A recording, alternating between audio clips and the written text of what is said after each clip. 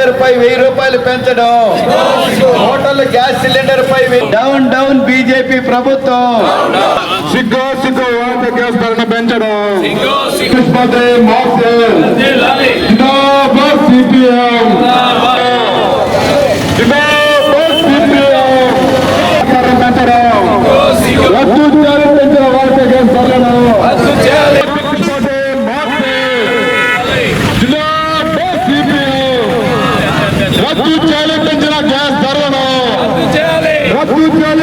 వాణిజ్య gas cylinder పెంచిన వెంటనే సిగ్గు ఒకే దఫ 1000 రూపాయల సిలిండర్ పై పెంచడం.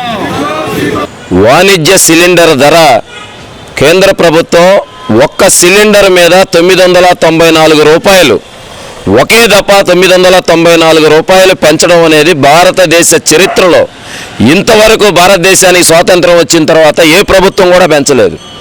ఈ వాణిజ్య సిలిండర్ అనంటే చిన్న చిన్న టిఫిన్ అంగళ్ళు, హోటళ్ళు, ఈ హోటళ్లలో ఉండే వంటకాలకి ఉపయోగించేటటువంటి సిలిండర్ మీద 994 రూపాయలంటే 2000 రూపాయలు ఉన్నటువంటి సిలిండరు ఇప్పుడు ఏకంగా 3200కి వెళ్ళిపోయింది. ఈ మధ్య ఇరాన్ యుద్ధం జరగకముందు ఉన్నటువంటిది 1700-1800 ఉన్నింది, ఇప్పుడు 3200కి వెళ్ళిపోయింది సిలిండర్ ధర. మేము అడుగుతున్నది ఏంటంటే 2 రూపాయలు 3 రూపాయలు ఉన్న ఇడ్లీ ఇప్పుడు 20 రూపాయలు అమ్ముతుంది, రేపు ఇడ్లీ ధర 30 రూపాయలకి చేరిపోద్ది.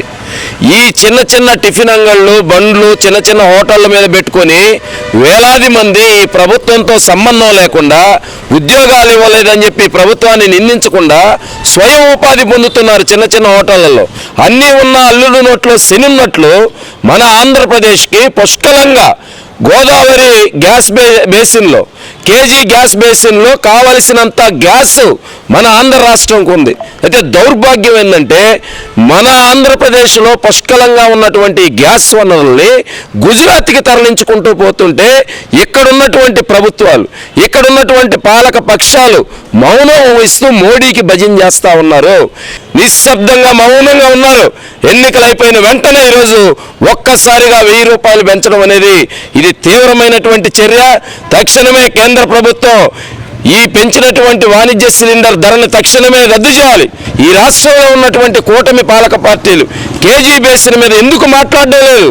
మనకి ఈరోజు ఆ కేజీ బేసిన్లో ఉన్నటువంటి గ్యాస్ వస్తే అతి తక్కువ ధరకి గృహాల్లో 200కి 300కి కూడా గ్యాస్ అందేటటువంటి అవకాశం, 500 రూపాయలకే వాణిజ్య సిలిండర్ అందేటటువంటి అవకాశాలు, వనరులు ఉన్నా కానీ అవేమీ మాట్లాడకుండా కార్పొరేట్ కంపెనీలకి, యాజమాన్యాలకి, పెట్టుబడిదారులకి ఊడిగం చేస్తూ ఈ కేంద్ర ప్రభుత్వం కేజీ బేసిన్ గ్యాస్ని కూడా ఇతర రాష్ట్రాలకి తరలించుకుపోతా ఉంది. రాష్ట్రంలో మౌనంగా చూస్తూ ఉన్నారు. దీనివల్ల ప్రజలు నష్టపోతారు.